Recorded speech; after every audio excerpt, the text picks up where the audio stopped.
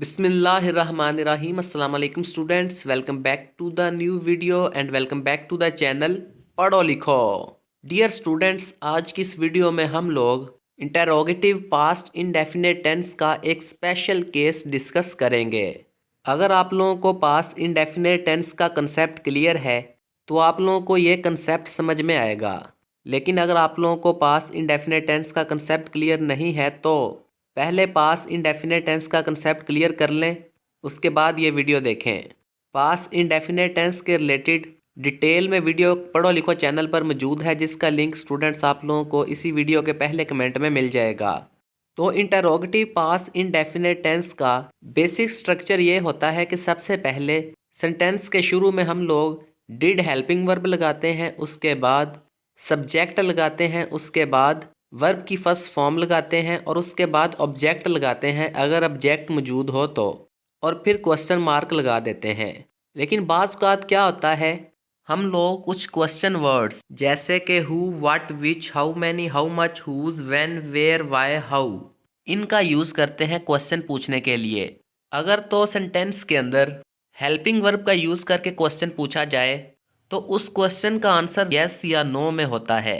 जैसे कि अगर एक टीचर किसी स्टूडेंट से पूछे did you learn the lesson, क्या तुमने सबक याद किया, तो स्टूडेंट ने अगर सबक याद किया हो तो वो कह देगा यस, और अगर उसने सबक याद नहीं किया तो वो कह देगा नो। लेकिन अगर हम लोग क्वेश्चन वर्ड्स का यूज़ करें जो मैंने आप लोगों को अभी बताए हैं, हु, व्हेन, वेयर, व्हाई, तो इन क्वेश्चंस का आंसर यस नो में नहीं होता। तो असल में जो कंसेप्ट मैं आप लोगों को समझाना चाह रहा हूँ वो ये है कि who, what, which, how much, how many और हुज, ये क्वेश्चन वर्ड्स जब सब्जेक्ट का काम करें तो डिड हेल्पिंग वर्ब का यूज़ नहीं करना, चाहे पास्ट इंडेफिनिट टेंस हो या प्रेजेंट इंडेफिनिट टेंस हो।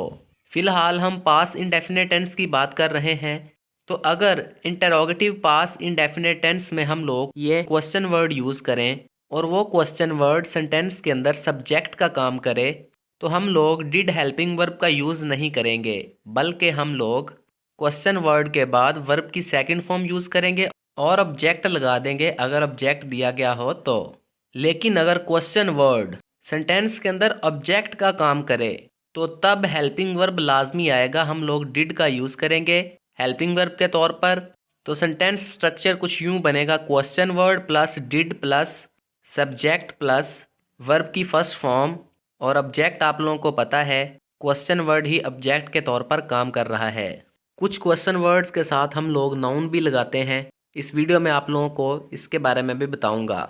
इससे पहले ये याद रख लें कि वाई, व्हेन, वेयर, हाउ ये इंटरोगेटिव एडवर्ब्स हैं और ये सेंटेंस के अंदर ना सब्जेक्ट का काम करती हैं ना ऑब्जेक्ट का काम करती हैं, और जब इनका यूज़ करना हो तो इनके बाद डिड हेल्पिंग वर्ब लगाना है और वर्ब की फर्स्ट फॉर्म लगानी है।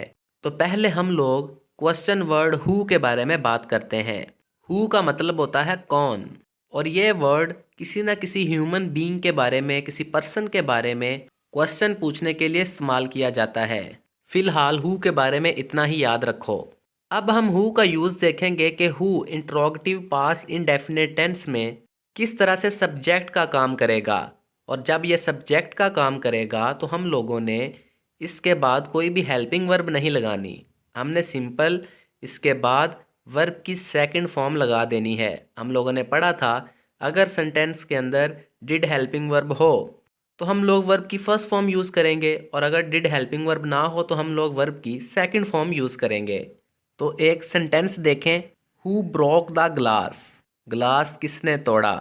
अब स्टूडेंट्स यहाँ पर हु वर्ड सब्जेक्ट का काम कर रहा है। आप लोगों को कैसे पता चलेगा कि ये हु वर्ड सब्जेक्ट का काम कर रहा है या ऑब्जेक्ट का काम कर रहा है? तो सबसे पहले तो आपके जहन में ये क्लियर होना चाहिए कि सब्जेक्ट का मतलब क्या होता है और ऑब्जेक्ट का मतलब क्या होता है।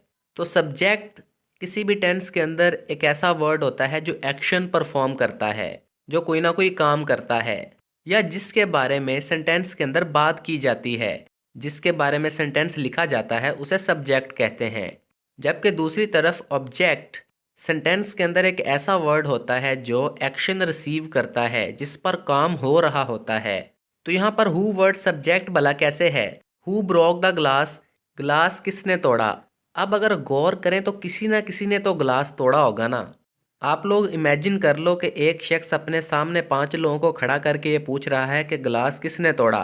तो उन 5 लोगों में से किसी एक शख्स ने गिलास तोड़ा है, यानी उन 5 लोगों में से किसी एक शख्स ने एक्शन परफॉर्म किया है, गिलास तोड़ने का एक्शन। तो यहाँ पर हु वर्ड, ये क्वेश्चन वर्ड सब्जेक्ट का काम कर रहा है, तो इसके बाद हम लोगों ने डिड हेल्पिंग वर्ब का यूज़ नहीं किया।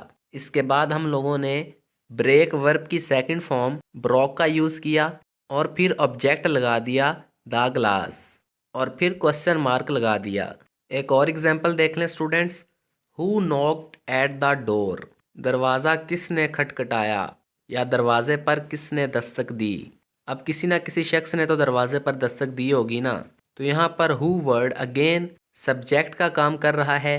इसके बाद हम लोगों ने वर्ब की सेकंड फॉर्म नॉक्ड का यूज़ किया, एड प्रेपोजिशन का यूज़ किया और द डोर प्रेपोजिशन के ऑब्जेक्ट का यूज़ किया और फिर क्वेश्चन मार्क लगा दिया। तो अगेन नोट कर लें स्टूडेंट्स, जब भी हु सेंटेंस के अंदर सब्जेक्ट का काम करे आप लोगों ने डिड हेल्पिंग वर्ब नहीं लगाना इंटरोगेटिव पास इंडेफिनिट टेंस में। अब हम लोग हु का यूज़ देखेंगे इंटरोगेटिव पास इंडेफिनिट टेंस में कि किस तरह से हु ऑब्जेक्ट का काम भी करता है। हु डिड यू कॉल, तुमने किसको कॉल की। अब स्टूडेंट्स अगर हम लोग कॉमन सेंस का यूज़ करें और ये देखें कि कॉल करने का एक्शन कौन परफॉर्म कर रहा है, तो हमें फ़ौरन समझ आ जाएगी कि इस सेंटेंस के अंदर यू वर्ड ये कॉल करने का एक्शन परफॉर्म कर रहा है। तो यू वर्ड इस सेंटेंस के अंदर एक सब्जेक्ट है। तो यहाँ पर हु वर्ड फिर क्या है, यहाँ पर हु वर्ड सेंटेंस में एक ऑब्जेक्ट का काम कर रहा है, क्योंकि यू इस सब्जेक्ट ने तो कॉल कर दी, अपना एक्शन परफॉर्म कर दिया। अब वो कॉल कोई ना कोई रिसीव करेगा और यही तो मेन क्वेश्चन है कि किसको कॉल की। तो यहाँ पर जो एक्शन रिसीव करने वाला है उसके बारे में क्वेश्चन किया जा रहा है और वो इस सेंटेंस का ऑब्जेक्ट है हु। इस सेंटेंस की ट्रांसलेशन एक दूसरी तरह से भी हो सकती है, तुमने किसको बुलाया। अब अगर हम लोग इसी सेंटेंस को थोड़ा सा चेंज कर दें, हु कॉल्ड यू, तुम्हें किसने बुलाया या तुम्हें किसने कॉल की। तो अब यहाँ पर हु वर्ड सब्जेक्ट का काम कर रहा है, क्योंकि बुलाने का एक्शन हु ने परफॉर्म किया, यानी किसी न किसी शख्स ने परफॉर्म किया। लेकिन हु डिड यू कॉल इस सेंटेंस में एक्शन यू इस सब्जेक्ट ने परफॉर्म किया और एक्शन रिसीव किया हु ने। तो हु यहाँ पर ऑब्जेक्ट है और जब भी हु वर्ड ये क्वेश्चन वर्ड सेंटेंस के अंदर एक ऑब्जेक्ट का काम करे तो तब हम लोगों ने डिड हेल्पिंग वर्ब का यूज़ करना है। डिड के बाद हम लोगों ने सब्जेक्ट लगा दिया यू और यू के बाद हम लोगों ने वर्ब कॉल की फर्स्ट फॉर्म लगा दी और फिर क्वेश्चन मार्क लगा दिया।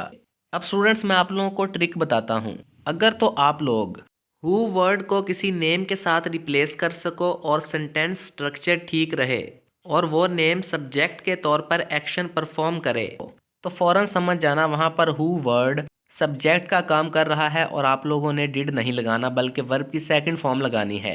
जैसे कि who broke the glass, glass किसने तोड़ा। अब मैं हु वर्ड को किसी नेम के साथ रिप्लेस करने लगा हूँ। Bashir broke the glass, Bashir ने ग्लास तोड़ दिया या बशीर ने ग्लास तोड़ा। अब स्टूडेंट्स आप लोगों को फ़ौरन समझ आ गई होगी कि यहाँ पर सब्जेक्ट क्या है। बशीर ने एक्शन परफॉर्म किया तो बशीर वर्ड ये नेम इस सेंटेंस में एक सब्जेक्ट है। तो अगर तो आप लोग हु वर्ड को किसी नेम के साथ रिप्लेस कर सको तो हु वर्ड सब्जेक्ट का काम कर रहा होगा। लेकिन अगर आप हु वर्ड को किसी नेम के साथ रिप्लेस करो और सेंटेंस स्ट्रक्चर ठीक ना बने तो तब हु वर्ड सेंटेंस में ऑब्जेक्ट का काम कर रहा होगा। या ऐसे समझ लो कि अगर किसी सेंटेंस में किसी नाउन प्रोनाउन का जिक्र किया जा रहा है और वो नाउन या प्रोनाउन एक्शन परफॉर्म कर रहा है तो वो सब्जेक्ट होगा और हु वर्ड फिर वहाँ पर ऑब्जेक्ट का काम करेगा। For example who did you meet, यहाँ पर हु को रिप्लेस करने की कोशिश करते हैं। Bashir did you meet. अब स्ट्रक्चर के हिसाब से ये सेंटेंस रॉन्ग है और अगर देखा जाए तो इस सेंटेंस के अंदर सब्जेक्ट है यू और हु यहाँ पर ऑब्जेक्ट है, क्योंकि हु यहाँ पर मिलने का एक्शन रिसीव कर रहा है। तो ये एक ट्रिक थी स्टूडेंट्स, अगर इसको आप अप्लाई कर सको तो ठीक है, लेकिन इस ट्रिक के साथ साथ आप लोगों ने मेन कंसेप्ट याद रखना है। तो अब ज़रा बाकी क्वेश्चन वर्ड्स की भी एक एक एग्जाम्पल देख लेते हैं। वाट, ये भी क्वेश्चन वर्ड है। वाट का मतलब है क्या। वाट वर्ड मुख्तलिफ चीज़ों के बारे में क्वेश्चन पूछने के लिए यूज़ किया जाता है। वाट word interrogative past indefinite tense में ऑब्जेक्ट का काम भी कर सकता है और सब्जेक्ट का काम भी कर सकता है। अगर what word interrogative past indefinite tense में एक सब्जेक्ट का काम करे तो डिड हेल्पिंग वर्ब का यूज़ नहीं करना, बल्कि व्हाट के बाद वर्ब की सेकंड फॉर्म लगा देनी है और ऑब्जेक्ट अगर दिया गया हो तो ऑब्जेक्ट लगा देना है और उसके बाद क्वेश्चन मार्क। तो एक एग्जांपल देखते हैं। What fell off the table, मेज से क्या गिरा। फाल की सेकंड फॉर्म फेल का यहाँ पर यूज़ किया गया है और डिड हेल्पिंग वर्ब का यूज़ नहीं किया गया क्योंकि यहाँ पर व्हाट ये एक सब्जेक्ट का काम कर रहा है। व्हाट को भी हम किसी चीज़ के नेम के साथ रिप्लेस करते हैं। The spoon fell off the table, चम्मच मेज से गिर गया। तो यहाँ पर ट्रिक अप्लाई हो गई है। व्हाट यहाँ पर सब्जेक्ट का काम कर रहा है। ऐसे समझ लो गिरने का एक्शन कोई ना कोई चीज़ परफॉर्म कर रही है और जो चीज़ ये एक्शन परफॉर्म कर रही है वो सब्जेक्ट है। तो यहाँ पर व्हाट वर्ड सब्जेक्ट का काम कर रहा है। अब हम एक और एग्जांपल देखते हैं जिसमें व्हाट वर्ड ऑब्जेक्ट का काम करेगा और जब व्हाट वर्ड एज ऑब्जेक्ट काम करे तो हम लोग डिड हेल्पिंग वर्ब का यूज़ करेंगे और वर्ब की फर्स्ट फॉर्म लगाएंगे। For example what did you eat, तुमने क्या खाया। अब यहाँ पर खाने का एक्शन यू ने परफॉर्म किया है तो यहाँ पर यू सब्जेक्ट है और खाने में कोई ना कोई चीज़ खाई होगी, कोई ना कोई डिश खाई होगी, कोई सब्जी खाई होगी, मटन खाया होगा, बीफ खाया होगा, चिकन खाया होगा, या हो सकता है बिरयानी खाई होगी या कोई फास्ट फूड खाई होगी। तो खाना खाने का एक्शन यू ने परफॉर्म किया और क्या चीज़ खाई गई इसके बारे में सवाल पूछा जा रहा है। तो कोई ना कोई चीज़ खाई होगी और जो चीज़ खाई होगी वो एक्शन रिसीव कर रही है, वो ऑब्जेक्ट होगा। अब विच क्वेश्चन वर्ड की बात करते हैं। विच क्वेश्चन वर्ड भी मुख्तलिफ चीज़ों के बारे में क्वेश्चन करने के लिए इस्तेमाल किया जाता है और जब भी आप लोगों ने स्टूडेंट्स विच वर्ड को क्वेश्चन वर्ड के तौर पर यूज़ करना है तो आप लोगों ने नोट करना है कि विच के साथ कोई ना कोई नाउन लाजमी आएगा। चलो विच का यूज़ देखते हैं सब्जेक्ट के तौर पर। जब विच प्लस नाउन सब्जेक्ट के तौर पर यूज़ हो तो आप लोगों का ये क्वेश्चन होगा कि किस चीज़ ने या किस शख्स ने एक्शन परफॉर्म किया। तो पैटर्न कुछ यूँ होगा, विच के बाद नाउन आएगा, फिर वर्ब की सेकंड फॉर्म आएगी और फिर ऑब्जेक्ट आएगा। For example which team won the match, कौन सी टीम मैच जीती। अब कोई ना कोई टीम तो मैच जीती होगी ना किसी टीम ने तो जीतने का एक्शन परफॉर्म किया होगा, जीतने के लिए मेहनत की होगी, अच्छा स्कोर किया होगा, फिर ही वो टीम मैच जीती। तो यहाँ पर विच और टीम ये वर्ड्स सब्जेक्ट का काम कर रहे हैं, इसलिए हमने वर्ब की सेकंड फॉर्म लगाई और डिड हेल्पिंग वर्ब का यूज़ नहीं किया। अब एक एग्जांपल देखें जिसमें विच वर्ड ऑब्जेक्ट का काम करेगा। Which team did you support, तुमने किस टीम को सपोर्ट किया। अब सपोर्ट करने का एक्शन यू ये परफॉर्म कर रहा है और ये पूछा जा रहा है कि तुमने सपोर्ट किया लेकिन किस टीम को सपोर्ट किया। अब यू यहाँ पर सब्जेक्ट है और विच टीम यहाँ पर ऑब्जेक्ट है। तो हम लोगों ने फ़ौरन डिड हेल्पिंग वर्ब का यूज़ किया और वर्ब की फर्स्ट फॉर्म यूज़ की। इसी तरह से हाउ मैनी, हाउ मच और हुज़ ये भी क्वेश्चन वर्ड्स हैं, इनके बाद नाउन लगाएंगे और अगर ये क्वेश्चन वर्ड्स सब्जेक्ट का काम करें तो डिड हेल्पिंग वर्ब का यूज़ नहीं करेंगे, वर्ब की सेकंड फॉर्म का यूज़ करेंगे। और अगर ये क्वेश्चन वर्ड्स सेंटेंस में ऑब्जेक्ट का काम करें तो हम लोग डिड हेल्पिंग वर्ब का यूज़ करेंगे और वर्ब की फर्स्ट फॉर्म यूज़ करेंगे। और इंटरोगेटिव पास इंडेफिनिट टेंस की बात हो रही है तो क्वेश्चन मार्क लगाना आप लोगों ने बिल्कुल भी नहीं भूलना। हाउ मैनी, हाउ मच और हुज़ इन क्वेश्चन वर्ड्स के रिलेटेड एग्जांपल्स स्टूडेंट्स आप लोगों को स्क्रीन पर शो हो रही होंगी। आप लोग स्क्रीनशॉट ले लो और साथ ही साथ अपने रजिस्टर पर नोट भी कर लो। ये गलती आपने बोर्ड के पेपर्स में नहीं करनी। और आप लोगों की बुक में ऐसे कुछ सेंटेंसेस हैं जो आप लोगों को कंफ्यूज करेंगे, लेकिन अगर आप लोगों ने ये वीडियो ध्यान से सुनी है और अपने रजिस्टर पर ये सारा कंसेप्ट नोट कर लिया है तो आप लोग बोर्ड के पेपर्स में या स्कूल के पेपर्स में पास इंडेफिनिट टेंस को हल करते हुए गलती नहीं करोगे। और ये बात स्टूडेंट्स आप लोग याद रखना कि स्कूल के पेपर्स में और बोर्ड के पेपर्स में पास इंडेफिनिट टेंस लाजमी पूछा जाएगा। अब स्क्रीन पर आप लोगों को कुछ टेंसेस शो हो रहे होंगे, आप लोग इनको सॉल्व करो। और अब एक बात गौर से सुनो, ये जितना भी कंसेप्ट आप लोगों ने अभी पढ़ा है इसका यूज़ करते हुए ही आप लोगों ने पेपर्स में इंटरोगेटिव पास इंडेफिनिट टेंस को सॉल्व करना है। अब स्टूडेंट्स मैं आप लोगों को एक बात बताने लगा हूँ, गौर करना। Who knocked at the door, और दूसरी एग्जाम्पल देखो, who did knock at the door. अब 99% जो पहला टेंस है ये ठीक है, और जो दूसरा टेंस है ये 1% ठीक है, क्योंकि अगर हम लोग किसी बात पर जोर देना चाह रहे हों तो तब हम लोग हु के साथ डिड का यूज कर लेते हैं, चाहे हु सब्जेक्ट का काम कर रहा हो।